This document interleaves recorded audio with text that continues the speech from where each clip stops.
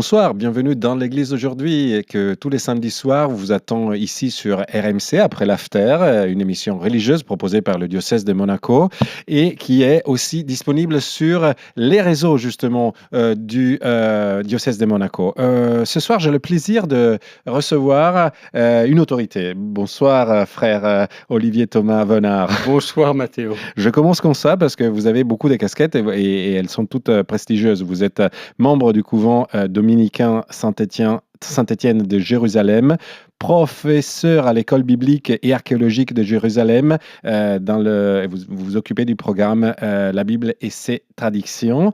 Et vous êtes aussi écrivain, vous faites beaucoup de choses. Et surtout, vous vivez en Terre Sainte depuis beaucoup d'années. Depuis 25 ans.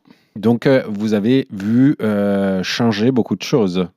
Oui, ça fait un quart de siècle et j'ai vu l'évolution de la situation en Terre Sainte et plus particulièrement de la situation en Israël.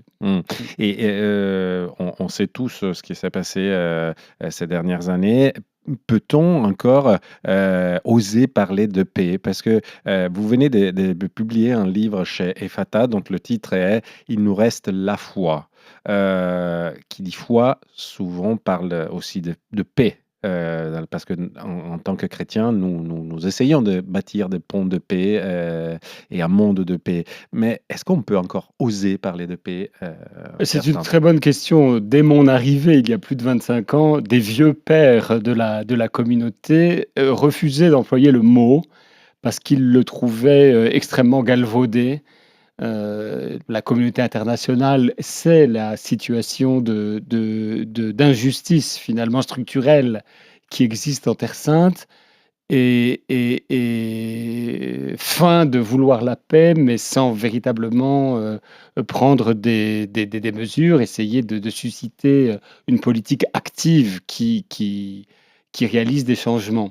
Donc c'est vrai que le mot de paix, je me rappelle d'anciens directeurs, le père Sigrist en particulier, très prestigieux assyriologue à Yale et chez nous à l'école biblique, évitant le mot en disant déjà prions pour la vérité, déjà qu'on puisse accepter de décrire ensemble les faits, de trouver des mots au moins pour décrire la réalité. Parce qu'on a un peu l'impression qu'on arrive toujours à ne pas réaliser, disons, un alignement de planètes, parce que il y a grosso modo les deux camps qui s'opposent, donc celui palestinien et celui israélien, et parfois il y a comment dire, une certaine sensibilité dans un camp ou dans l'autre, mais pas toujours au même moment. De ce point de vue-là, la situation en Terre Sainte est assez symbolique de ce qui se passe partout dans le monde, où on a le sentiment que la nuance, le sens du relatif et de l'absolu n'ont plus droit de cité, et qu'il faut absolument être ou noir ou blanc, ou d'un côté ou de l'autre. Évidemment qu'avec de telles positions, rien n'est possible que finalement décrire l'autre comme un ennemi absolu et vouloir l'exterminer. Et donc, pour revenir à la première question, qui est celle de la paix, une des premières choses que nous pouvons apporter, et je me rappelle le pèlerinage de Benoît XVI en Terre Sainte, c'était ça qu'il avait dit. Il avait dit, si nous prétendons être religieux, que nous soyons juifs, chrétiens ou musulmans, la première chose qu'on peut faire ensemble de religieux, c'est d'utiliser nos facultés rationnelles pour décrire la réalité, ne pas prendre ce qui n'est que relatif pour de l'absolu, replacer le seul absolu que nous puissions connaître sur cette terre, qui est la dignité infinie de chaque personne humaine, même celle de mon ennemi, même celle de celui qui croit différemment de moi. Et c'est seulement sur cette base-là qu'il faut ensuite trouver des solutions, j'allais dire, administratives pour vivre ensemble. Voilà. À propos de vérité, dans votre livre, vous invitez le lecteur à traverser, ou mieux, à marcher, comme l'indique le titre de l'un de ces chapitres, dans les ténèbres. De quelle obscurité vous parlez? Alors, mes 10 premières années en Terre Sainte, j'ai beaucoup écrit parce que je découvrais tout et c'était une manière de découvrir que d'écrire. Et vers 2011, à la fin de la deuxième intifada, justement, je suis arrivé à ce constat que, au fond, tout le monde est au courant. Les journalistes, à l'époque en tout cas, pouvaient faire leur travail. et aujourd'hui encore beaucoup le font au péril de leur vie, jusque dans Gaza d'ailleurs, et des journalistes israéliens et palestiniens. Les diplomates sont au courant de tout et pourtant, on n'arrive pas à une solution politique. Ce qui était impensable vers la fin de cette deuxième intifada, à savoir qu'un peuple envisage d'exterminer, sinon d'exterminer, en tout cas de chasser purement et simplement l'autre de cette terre. La fameuse thèse du transfert qui, pour mes amis israéliens, représentait une opinion absolument extrémiste et hors du champ de ce qu'ils considéraient comme leur démocratie, est aujourd'hui majoritaire dans la population. Mais il y a eu aussi le 7 Donc, octobre, voilà. je vous cite, car il y a eu l'abomination du 7 octobre, plus de 1200 personnes massacrées, mutilées, violées, même des bébés, 255 raptés à Gaza, y compris des nourrissons. Quand il se passe quelque chose comme ça, on peut effectivement être amené à détester l'ennemi, surtout s'il s'agit des terroristes comme ceux de Hamas. Je pense qu'il faut, en effet rappeler, cela, l'horreur absolue du 7 octobre. C'est à cause d'elle que j'ai été conduit à reprendre la plume sur Parce que vous n'aurez pas voulu sur la situation. Voilà, une éditrice, chez Grasset, m'a commandé, en fait, ce livre. Elle m'a dit: «On aimerait faire entendre votre voix», après m'avoir entendu sur France Culture, invité par Guillaume Erner. C'est absolument ce qu'on a vu était un pas dans l'horreur, puisque pour la première fois quand même des gens qui étaient en train de commettre des horreurs s'en vantaient en direct sur les réseaux, et tout ça en prononçant le nom de Dieu. Alors je m'empresse de dire que cette horreur, à l'échelle de la France, c'est comme si on avait eu 10 000 victimes au Bataclan. Oui. Donc on peut comprendre le choc. Ou bien que le lundi de Pâques, chez soi, on voit rentrer des terroristes et 10 000 On peut personnes. comprendre le choc, l'effroi existentiel de toute la société israélienne. Depuis, hélas, ce qui était au départ une guerre pour essayer de rétablir la sécurité a pris toutes les apparences d'une guerre de vengeance, Parce que d'une violence extrême. Donc la marche dans les ténèbres, c'est cela. C'est les ténèbres d'un côté, de l'autre, des horreurs qui sont commises, l'armée israélienne a elle-même reconnu officieusement au moins 70 000 victimes, dont les 2 tiers, si mon souvenir est bon, sont des femmes et des enfants. Donc marche dans les ténèbres, et c'est cela. Et puis c'est aussi nos propres ténèbres. J'essaie de méditer là-dessus au milieu du livre. 2 de mes amies, en tout cas 2 femmes religieuses et intellectuelles que j'admire beaucoup à Jérusalem, à ce moment-là, au lendemain du 7 octobre, on lançait des appels assez déchirants en direction des chrétiens et en particulier des catholiques. Où êtes-vous? On veut sentir votre solidarité, etc. De collaboratrices, elles sont de quelle religion? C'est juste pour comprendre. Ce sont l'une est rabbin, Mhm.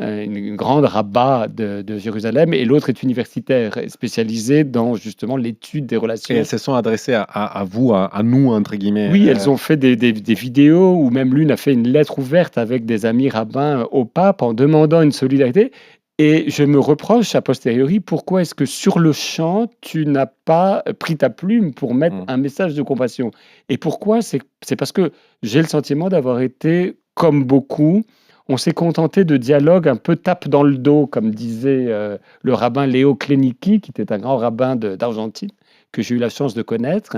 Il disait, il faudrait qu'on sorte du dialogue des tapes dans le dos pour un dialogue en vérité, Oui. un On dialogue revient encore à la vérité. de frères en vérité, et aborder les questions qui fâchent. Il était évident qu'on n'allait pas mettre en cage pendant des années et des années sans que quelque chose n'explose 2,5 millions de personnes entre les 4 murs de la bande de Gaza. Et Euh, ça, donc la situation de l'être humain là-bas, la question de la terre elle-même, faut-il absolument la sacraliser dans des frontières extrêmement précises? Celle des Écritures, toutes ces questions-là, voilà, ça répond aussi à votre première question, à quelles conditions la paix? Il faut que nous acceptions d'envisager de ne pas être d'accord sur ces questions et de voir comment trouver des compromis. Mais vous avez dit que on a l'impression qu'il faut être tout est noir ou tout est blanc. Et je pensais un petit peu à la présence justement des chrétiens en Terre Sainte, qui sont une nuance de gris peut-être entre les deux, et elles sont pas, elles sont mises à mal. exactement. Mais là, vous parlez des chrétiens traditionnels, les chrétiens des grandes églises Mmh. apostoliques. Mmh. En effet, j'allais dire, théologiquement, ne serait-ce que parce que nous lisons la Bible selon la tradition. Donc nous avons bien des raisons et nous savons que Jésus, tout le Nouveau Testament, s'enracine dans la vie juive de l'époque où le temple existait encore. Pendant 10 ans, j'ai enseigné avec des amis juifs à l'université hébraïque le Nouveau Testament comme littérature juive de l'époque du Second Temple. Ce qui ne veut pas dire du tout que Jésus et ses disciples étaient des rabbins. Le judaïsme rabbinique que nous connaissons aujourd'hui est une forme de recréation du judaïsme postérieure au christianisme. Mais ça veut dire que nous sommes cousins, que nous avons plein de repères pour nous entendre. Commune. Et par ailleurs, ces chrétiens traditionnels en Terre Sainte, ceux des églises apostoliques, sont dans une très très grande majorité des Arabes Mmh. et habitués depuis des siècles en Palestine, sous l'Empire ottoman, à vivre en bonne entente, en bonne convivence. Récemment, on fêtait la Saint-Georges, qui est à la fois une espèce de saint du Coran et un très très grand protecteur des chrétiens dans tout le Proche-Orient. Donc oui, c'est vrai que les chrétiens sont une minorité qui pourrait faire le lien, mais aujourd'hui, les conditions de l'occupation israélienne des territoires, marquée par le suprémacisme, au terme duquel et l'armée et les hooligans parmi les colons israéliens Comme ceux qui ont viennent attaqué soit des s'emparer, symboles du christianisme ou soit une sœur, et voilà, ceux qui ont attaqué une de nos collaboratrices, je la connaissais très bien. que je connais très bien, qui a été victime d'une très grande violence, semble-t-il, homicide. Des collaborateurs à nous ne pouvaient plus passer dans la vieille ville de Jérusalem sans être protégés. D'ailleurs, il faut leur rendre hommage par des amis israéliens, membres d'organisations humanitaires, qui, pour la liberté religieuse, suivaient les chrétiens en vieille ville pour s'assurer, enfin pour prendre des photos tout simplement des crachats ou des violences dont ils étaient victimes pour qu'on puisse porter plainte, etc., etc. Ces choses-là, il y a 25 ans, on ne les imaginait même pas. Et vous êtes, un dominicain, je dis que vous étudiez les Écritures saintes, c'est un peu votre job, vous mangez de la Bible du matin au soir. Spécialement à Jérusalem. C'est Ah, notre mission et principale comme communauté. Nous sommes là pour exactement. étudier la Bible au pays de la Bible. Et est-ce que vous pensez que, parmi les 3 grandes religions, même si, je veux dire, pour les musulmans, la Bible n'est pas un livre, des références, mais qu'on trouve dans les Écritures, dans ces Écritures, à soi, une façon pour, cautionner une guerre ou en tout cas une inimitié, Alors, il faut savoir, et ça, ma réponse va être très profondément catholique, mais je crois aussi que les deux autres monothéismes pourraient, mutatis mutandis, dire la même chose. Les Écritures sans tradition, on peut leur faire dire absolument tout et tout. n'importe quoi. Moi, vous savez, avec un peu de bonne rhétorique, donnez-moi l'annuaire téléphonique, je vais vous en faire une Il y en a lecture. plus. Je vais vous en faire une lecture passionnante. Oui. Je veux dire, des écritures, y compris des écritures saintes, ce ne sont que des mots sur du papier. Et Mmh. j'insiste beaucoup là, comme bibliste, la Bible en tant que texte écrit n'est pas la parole de Dieu. C'est la trace écrite de la parole de Dieu. Mais nous la recevons à condition de faire usage de notre cœur, de notre intelligence, de toute notre vie pour vivre avec elle. Donc évidemment, je peux trouver dans la Bible, comme dans n'importe quel écrit, séparer des phrases de leur contexte, etc.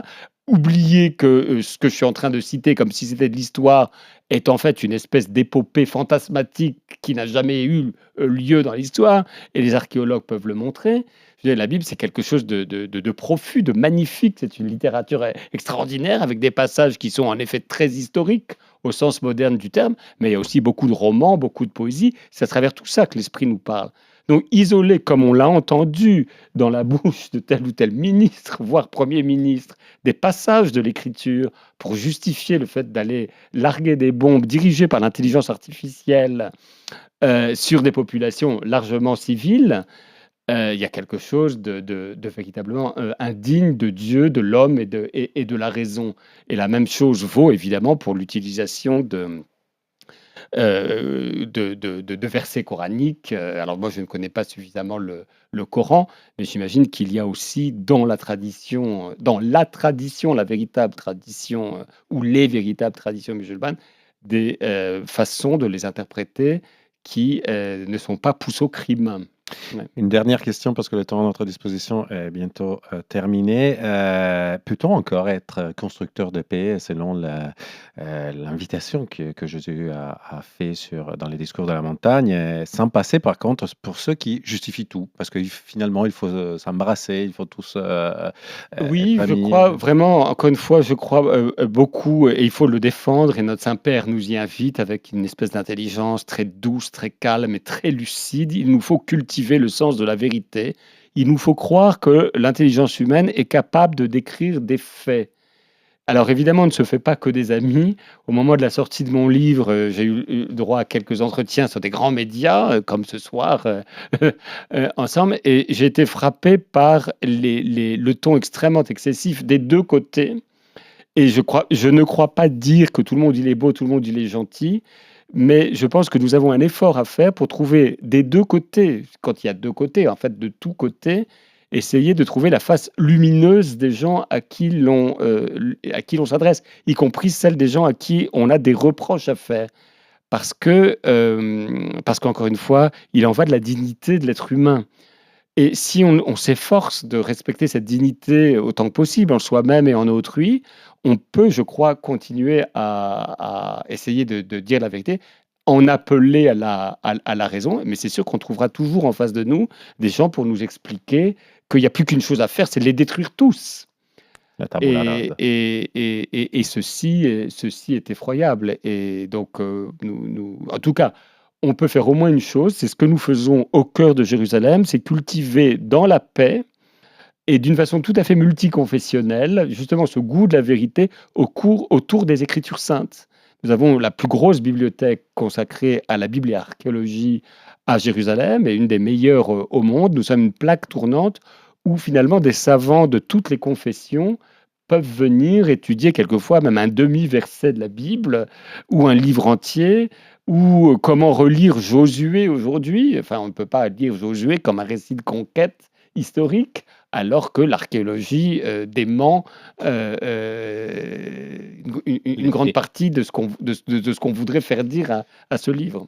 Merci beaucoup, frère Olivier Thomas Venard. Je rappelle que vous êtes l'auteur du livre Il nous reste la foi, paru chez Ephata. Je remercie tous les auditeurs qui nous ont suivis ce soir aussi et qui peuvent retrouver cet épisode sur l'application et le site de RMC et aussi sur les réseaux sociaux du diocèse de Monaco. Merci beaucoup pour votre attention. Bonne nuit et que Dieu vous bénisse. Ciao.